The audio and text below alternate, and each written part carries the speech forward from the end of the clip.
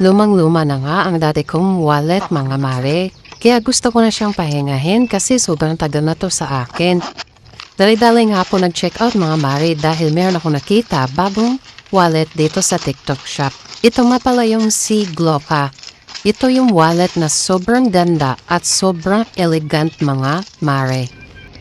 Ito pala yung napili ko na kulay mga mare kasi sobrang ganda niya at yayamanin ang itsura niya. Kaya ito talaga napili ko, sobrang ganda. Pero marami kayong pagpipilian na kulay mga mare. Ang nakakaganda pa nito mare is marami kang malalagyan na cards.